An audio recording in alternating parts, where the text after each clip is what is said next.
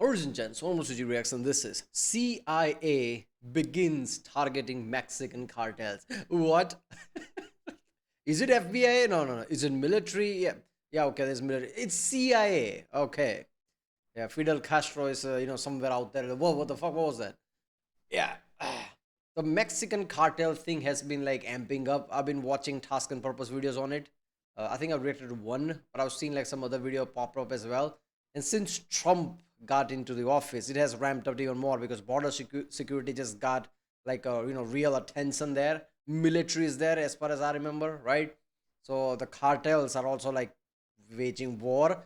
Why would you wage war against a country like USA? It's a country. Against any big enough country's problem. Country like America, literally top country on the planet, you're gonna wage war. How does that work?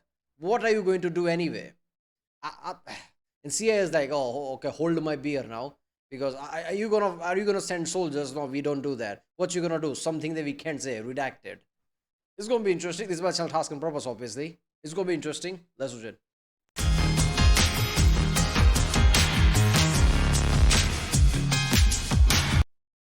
Remember, people, if you like my reaction, don't forget to like and subscribe. So I know which type of videos to react to more. Like I like watching videos like this because I don't know nothing about what is happening right now, right? I just hear about the mainstream news, like, oh, something's happening. Trump is strong against the border. By the way, something happens at the border. I never know the detail. Videos like this from Task and Purpose is always interesting because I learn more things.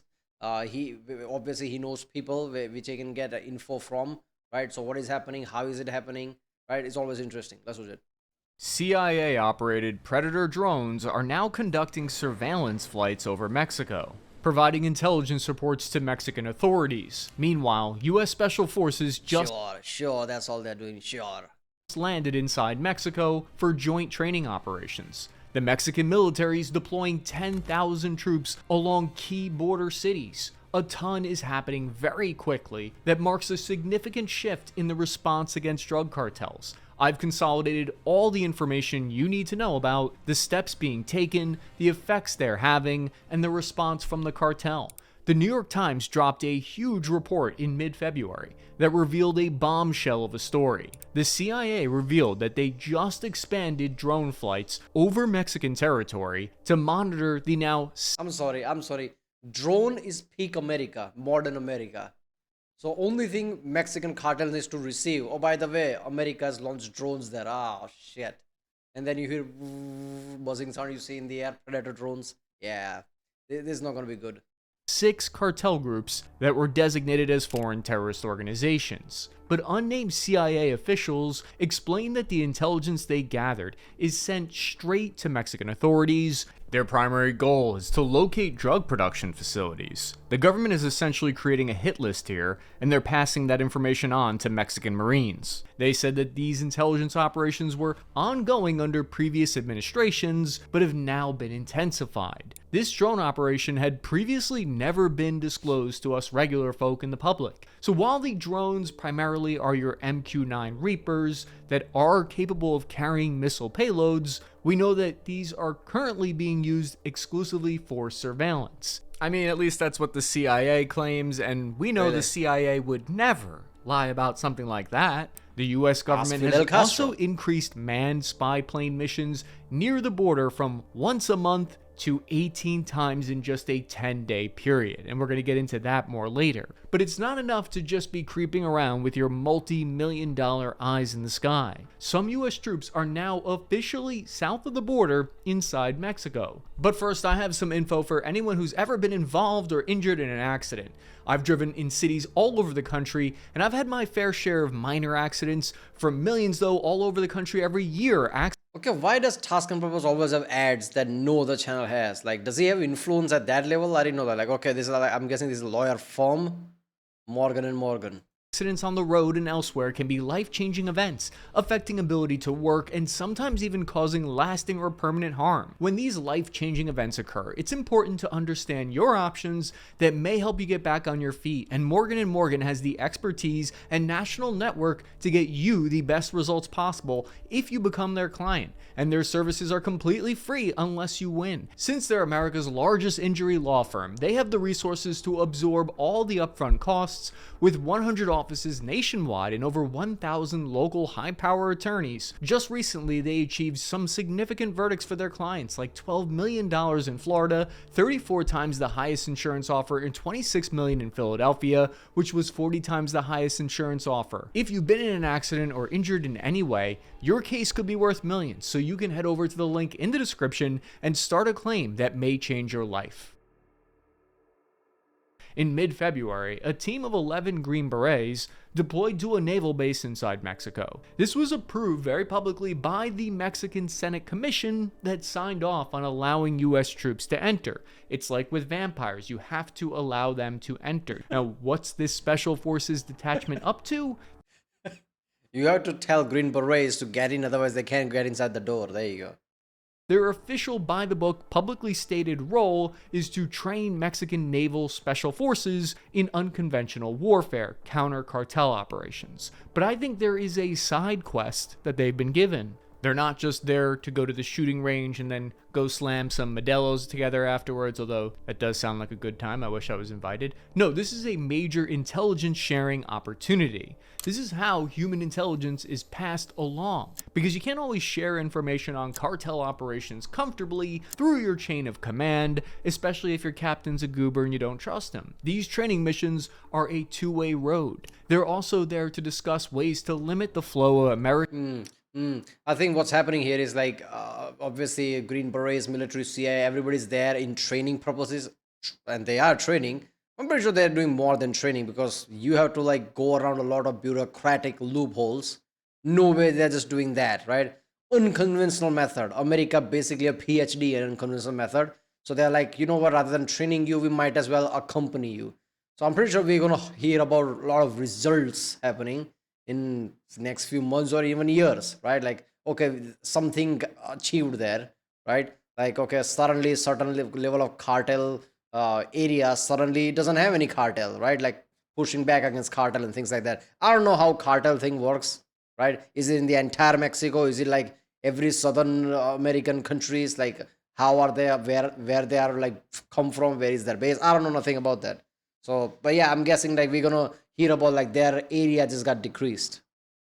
American weapons trafficked into Mexico. 250,000 weapons are smuggled from the US into Mexico annually, which means 70% of Mexico's weapons crimes are traced back to US weapons. A major change happened here as well, because after talks between the two leaders of the nations, for the first time, the US government will now work jointly with Mexico to help prevent the entry of these guns. Man, sometimes I feel like this is a codependent relationship we're looking at here. Mexico has the drugs, America's got the guns. It's a geopolitical match made. I was about to say that, like, every time American, like, everybody, like, president, everybody say, like, oh, Mexico, stop sending drugs. And Mexico will be like, stop sending guns then. You're the one feeding cartels guns.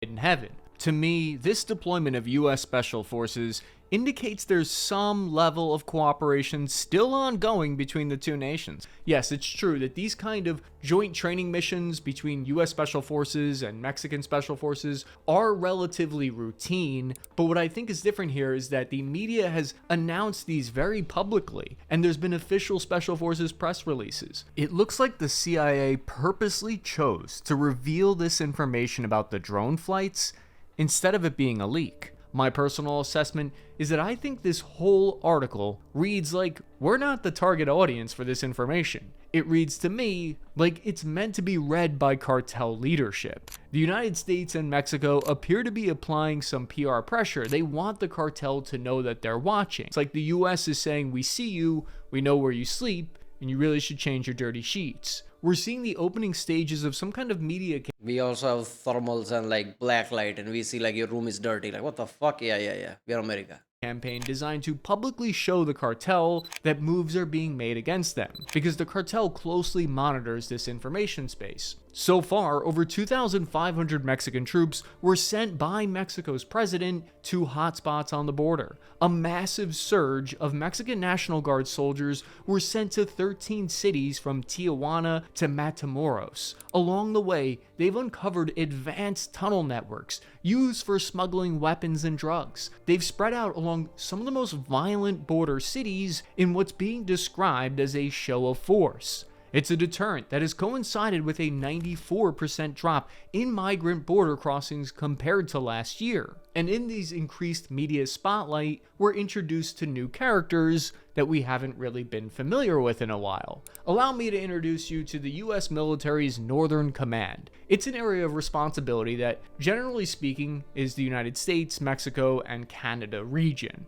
You probably never heard of this command in the past because they're not as sexy usually as the US CENTCOM, which deals with the Middle East, Iraq, Afghanistan combat area, or US PACCOM, the badasses with attitude, which deals with the Taiwan-China region. They're not even the handsome EUCOM that has been getting a lot of attention lately. For sure, NORTHCOM doesn't get as much love and attention as they deserve, but today that's starting to change. They made this press release in February, which I'm pretty sure is the first press release anyone's read in its entirety. Yeah, only America and its money would ever basically put proper organization name behind this kind of like a communication networks like that. Oh, this is Northcom, this is like whatever, like Pakistan Com, whatever he just said. There you go. Proper regions and sections.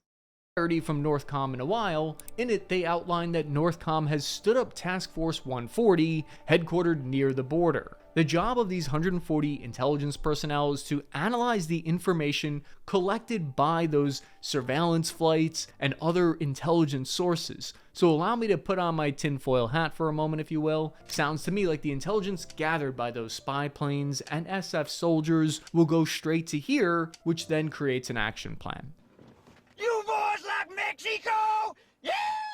So I'd like you to meet General Gregory Gilliard. He's the man in charge of Northern Command, and a lot is revealed by looking at him. He said to the Senate last week that they're providing intelligence that gets after the cartel networks that drive the production and distribution of fentanyl and pushes it across the border, end quote. If you look at who's been in charge... Why fentanyl though? Because everything else like heroin and things made sense. Like as soon as fentanyl become a drug, like like even like all the cartels and everybody, like drug dealers also got behind that. Like, isn't that dangerous?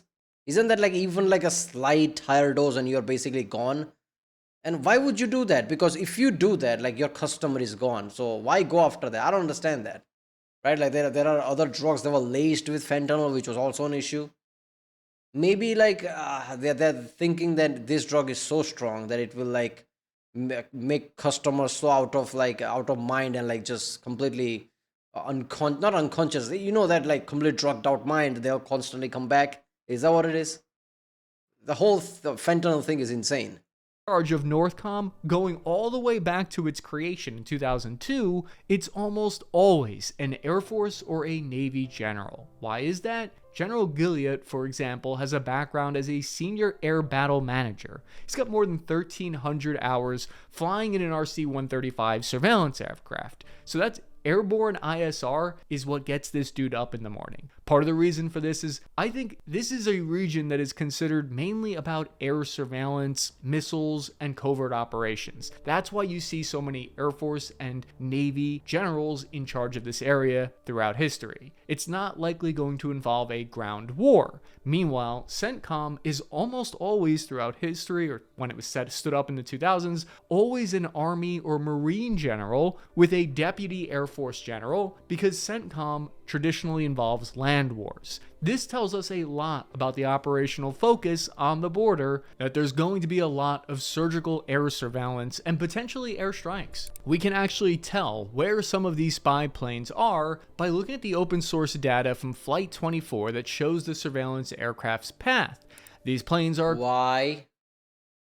I don't get you, man. Why are you posting like data like that? Like, where is it gonna be? Like, isn't that a bit dangerous? Like, you're just giving your enemy like information where your plane's going to be. Equipped with powerful radar systems and cameras that basically zoom in to see your nostril hair from sky. Not sure why you'd want to do that, but you could. When you hear that these have signals intelligence sensors, what that means is they can intercept phone communications and eavesdrop on the cartel. If the cartel is the kind of cabrones to communicate using emojis, then we'll know about it. These flights come packed with 30 linguists on board, intelligence specialists, and even code breakers. The RC-135 is like an intelligence vacuum. It sucks up all communications in the region like a hungry, hungry hippo. But maybe due to legality, they've been careful to stay behind the 12 nautical miles from the Mexican coastline, basically sticking to designated international waters and keeping their transponders on, although there may be flights that didn't have their transponder on that we don't know about. What is most unusual about these flights is that the United States is now deploying the old-fashioned U-2 spy plane, which are now taking part in these missions. This is a blast from the past, from the 1950s Cold War era. It creeps on the cartel from 70,000 feet in the sky and has a long 12-hour loitering time, which allows it to... Yeah, I'm pretty sure like you can't use this against like major power countries, right? Obviously, because it's like old technology by now. You need more of a stealth plane if you're gonna do this shit. But against cartels, yeah, they can use it. Stay on station. This is something that we've never seen before in this region. The upgraded U2S version uses a new sensor called the Vader Pod that has a synthetic aperture radar and multispectral imaging cameras. And here's what I mean. Take a look at this side-by-side comparison. We can see how the chemical plumes from a hidden drug lab stand out in the multispectral image that the U2 would see on the right compared to the purely visual image on the left. Look at that, there's a lab underneath. What? Man, I love this. See, this is like the victory of technology right here. Like, you can't get more. If you love technology of any kind, if you're like a tech guy, any like engineer or slash scientist or any, if you love anything like that, you see this and you're like, yeah, this is victory right here. Look at this shit. I know it might look like a red and blue blob of an image to us, but to the trained eye, it looks like a drug lab with a giant red bullseye on it. But unfortunately, over the decades, the cartel has gotten good at staying hidden from these kind of signals intelligence gathering by using crazy methods. To avoid authorities in the past and to stay off the grid while still using the grid, they built an entirely alternate grid. That's right, the drug cartels built their own cell phone networks, like some kind of bizarro Mint Mobile for Sicarios. Their network runs across almost all of northern Mexico. This was first pioneered by the Los Zetas cartel, which themselves were founded by a group of former Mexican Special Forces soldiers who were themselves trained by US Special Forces. The Zetas built this network starting sometime around 2009 after a few of their kingpins had been captured using their cell data. The Taliban and insurgents in Iraq couldn't even whip something up like this alternative grid. Even the way they did this was brutal. Los Zetas kidnapped engineers and technicians from local phone companies and forced them to develop a parallel mobile phone network. It's called gun-to-the-head diplomacy. Then these cartels expanded the enterprise into a business all its own by installing their own parasite antennas on existing commercial cell towers and threatened the technicians that service the towers to look the other way and to not report the new hardware. These pirate Wi-Fi narco antennas are all over the place. All you gotta do is extort the local population and they force them to pay $50 a month. So this operation brings in $150K for them a month. This is why these high-tech spy planes from the United States are an important asset, because Damn, that's just fucked up, man. Like weaker military, comparatively weaker military, just like it's very easy to shit like this to work, right? And that's the fucked up part. At least America's at the border and can like help out like this. But like deeper South American countries who have problems like this, like yeah, what is the hope, right?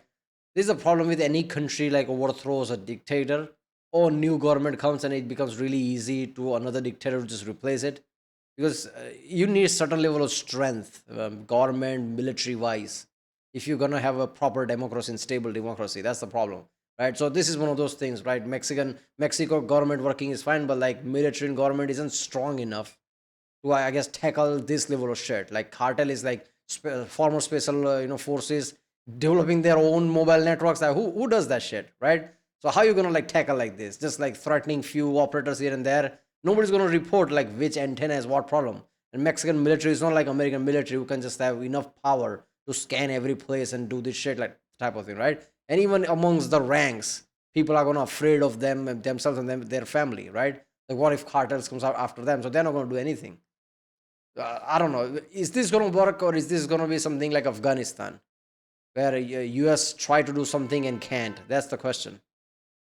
because it's a new technology that Mexican authorities didn't have access to. It now allows them to spy on the cartel that is trying to hide off the grid. Trust me, the US government has been spying on me for 3 decades. They've gotten good at this shit. But how is the cartel responding to all of this, the increased efforts and the public moves? 2 rival narco gangs in northeastern Mexico, the Metros and the Scorpion Group, just agreed to pause their turf war with each other and to lay low. Cartel leadership has gone into hiding further inland from the border and Gulf Coast regions as a direct result of the surveillance overflights. These actions are forcing them to move, which in some cases is exactly what you want. But what effects have these steps had so far? We can guesstimate, because a human smuggler who charges people between 18 and 40K to enter the United States, depending if they're from Latin America or Asia, they said in an interview to NBC that his business had plummeted by 80% since January. His business, his human smuggling business. But when I hear about all these developments, I have a ton of questions. The first thing that I think a lot of people are curious about, it raises questions about the extent of cooperation between US and Mexican authorities. The coordination of these surveillance flights with Mexican government remains a subject of debate in the open source intelligence community. However, there are some clues, I think. Mexico's Defense Secretary Sandoval said, quote, "We cannot rule espionage out because we don't know what they're doing," end quote. His comments suggest that not all aspects of the surveillance program has been fully disclosed to Mexican authorities. Meanwhile, official statements from the Mexican government say that there has been no violation of Mexican airspace. Yeah, with the Trump in power, it's like the feeling going to be like, okay, we are doing this because we're tired of all the border issues, and like just having this kind of like a strong argument, right? So Mexican government will be fine, do your thing, type of shit. Because yeah, I mean, things like this, if America suddenly abandons this thing, yeah, Mexican government would be like under threat from cartel now, right? At least not Mexican government as a whole, right? Mexican officials, let's just say. So they want this to be success now since they're in this, right? So they're not going to be, what you doing there? What you doing there? Like, we are doing things, shut up, that kind of thing. So I guess it means to an end. If it gives them right goal, right answer, it's fine type of way.